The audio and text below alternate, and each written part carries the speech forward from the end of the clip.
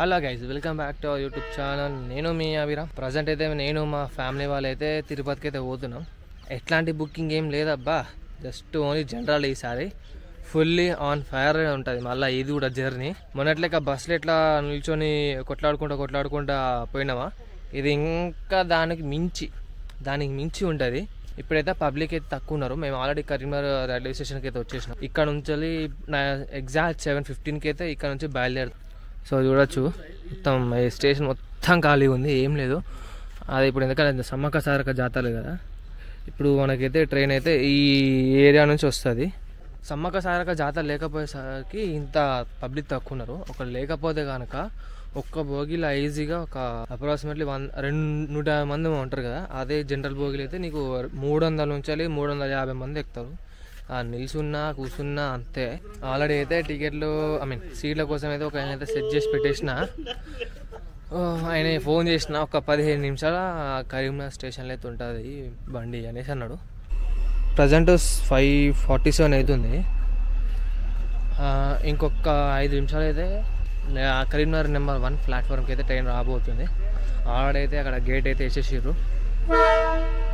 విన్నారుగా, ఇదే మన ట్రైన్ వచ్చేది. ఇప్పుడు చూస్తారు కదా, లాస్ట్కి ఉంటుంది మన జనరల్. ఇలా ఇక్కడ ఫస్ట్ ఒకటి ఉంటుంది జనరల్, దాంట్లో సెకండ్ లాస్ట్కి ఉంటుంది జనరల్. సీట్లు అయితే దొరికేసాయి. సీట్లు అయితే దొరికేసినాయి.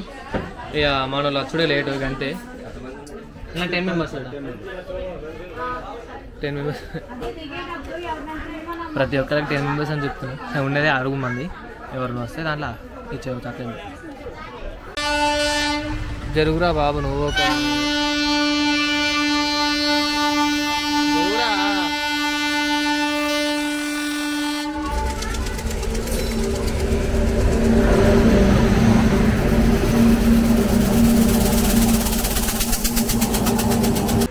మీకు ఒక దారుణమైన చూపిస్తా చూడు. సీట్ ఫ్లోరింగ్ మొత్తం ఇరిగిపోయింది.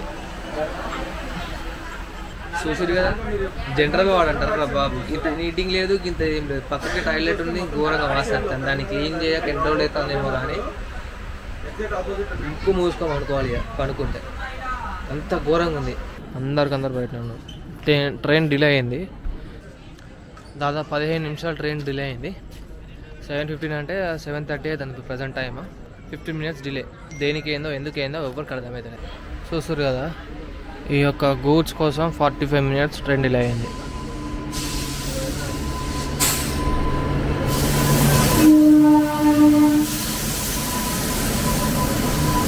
కరీంనగర్ రైల్వే స్టేషన్ అయితే వెళ్ళిపోతుంది. Bye Karimnagar, see you at Sunday. Present అయితే పెద్దపల్లి ఉన్నాం. ఈ ఇంజన్ ఫస్ట్ నుంచి ముంగటున్నది ఇప్పుడు ఇటు వస్తుంది.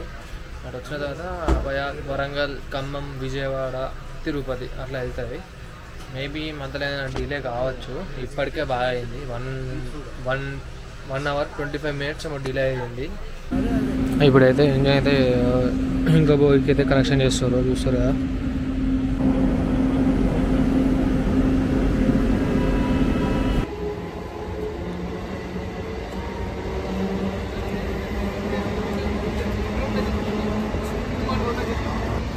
చూసారా, లేచింది రైట్ అందుకుంది.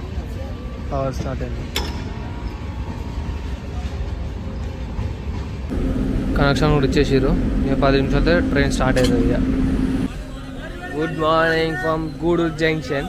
నైట్ అయితే పిచ్చి లేచింది. ఒక్క లొల్లి పెట్టుకున్న సీట్ల కోసం నేను డైరెక్ట్ పైనకి ఎక్కిసి పండుకున్నా. ఏమో ఎంతనే కొట్టుకోరు అనేసి.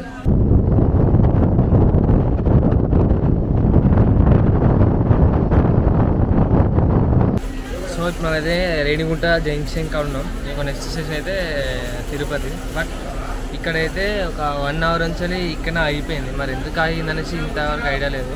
అన్ని ట్రైన్లు వచ్చుకుంటూ పోతూ ఉన్నాయి. బట్ మా ట్రైన్ మాత్రం ఇంకైతే మూమెంట్ అయితే ఇంకేం కనిపిస్తుంది. మొత్తానికి అయితే మన ట్రైన్ అయితే దాదాపు 3 to 4 అవర్స్ డిలే. పట్టకేలకి ఆఫ్టర్ 4 అవర్స్ డిలే తిరుపతికి అయితే వచ్చేసాం. ఇంకొక 15 నిమిషాలు బయటికి వెళ్తే అయిపోతుంది.